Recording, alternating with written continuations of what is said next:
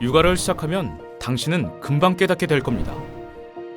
당신의 24시간이 이전과는 완전히 달라진다는 것을요. 시간 개념이 달라지고 해야 할 일이 수도 없이 늘어납니다. 양육자는 육아라는 과제를 가정에서 협동하며 소화하게 되죠. 마치 두 사람이 같이 저글링을 하듯이요. 그런데 이 협동은 때로 불평등해집니다. 커리어와 양육을 동시에 지키는 일, 왜 어려워질까요? 가정 내 불평등의 문제를 들여다봅시다. 평등의 방해물들, 비상 대기 모드. 육아에는 항상 비상 상황이 있습니다. 이를테면 이런 상황 말이죠. 일을 하고 있는 민준 씨와 서연 씨, 유치원에서 전화가 왔습니다. 아이가 불똥이라는데요. 비상 모드에 가정을 돌보러 가는 건 누구일까요? 처음에는 민준 씨가 출동했습니다. 마침 회사를 좀 일찍 나와도 되는 날이었거든요. 두 번째는 서연 씨가 출동했습니다. 그리고 세 번째, 네 번째. 점점 서연 씨가 긴급 출동을 하는 일이 잦아졌습니다. 그렇게 점점 서연 씨가 육아를 맡는 게 당연해졌습니다. 이 일로 두 사람은 부쩍 요즘 다툼이 잦아졌습니다. 서연 씨는 점점 육아 분담이 불공평해지고 있다고 느낍니다. 민준 씨는 자신이 일에 집중하는 것도 결국 가정을 위한 일이라는 입장입니다. 이 문제는 두 사람만의 문제일까요? 그렇지 않습니다. 경제학자 클라우디아 골디는 여성이 가정과 커리어 사이에서 겪는 어려움을 자세히 들여다보았는데요. 그는 일터와 가정에서의 성별 불평등이 심해지는 원인을 지적합니다.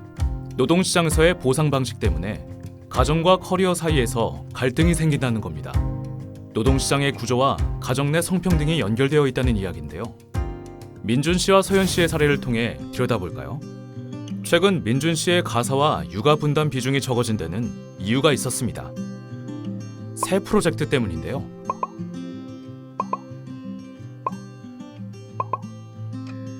민준 씨의 사례처럼 항시 대기 상태로 예측 불가능한 일정에 맞춰 일하는 직원은 일정한 시간에 규칙적으로 일하는 직원보다 보통 더 많은 돈을 받게 됩니다.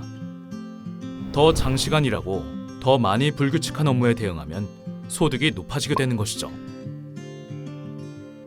아이를 돌봐야 하는 두 사람이 모두 이런 방식으로 일을 하기는 어렵습니다.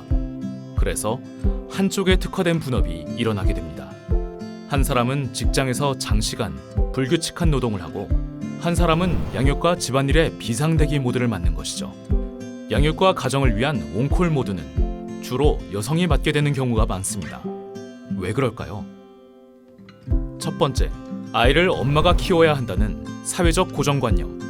서연 씨와 민준 씨는 육아 분담에 대해 토론했습니다.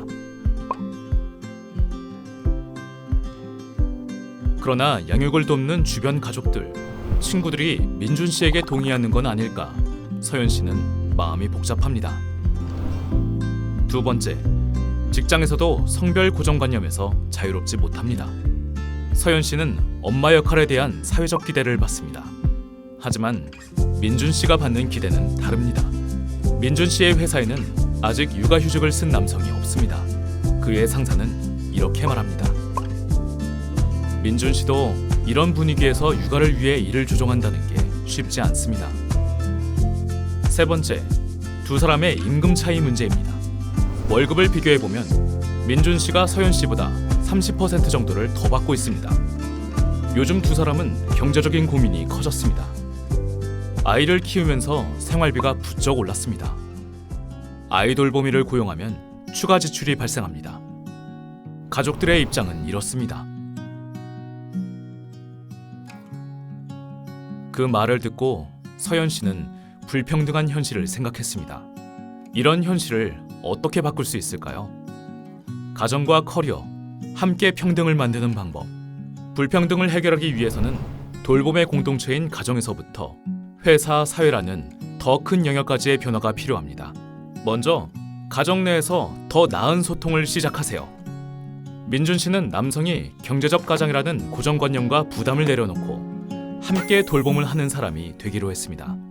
무엇보다 서연 씨와 민준 씨는 엄마라서 아빠라서 갖는 서로의 부담을 더 터놓고 이야기하고 이해하기로 했어요.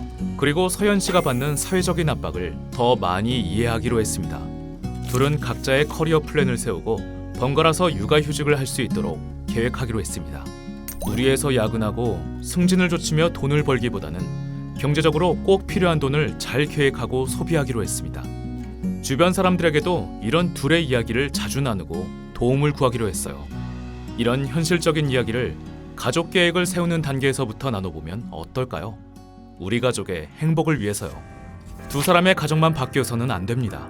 회사도 중요하겠죠. 직장에서의 대화를 돌이켜볼까요? 돌봄은 어느 한 성별이 맡아야 하는 의무가 아닙니다. 여러분이 회사의 관리자라면 혹시 이런 발언들이 있지는 않았는지 생각해보세요. 우리 사회의 노동구조도 달라질 필요가 있습니다.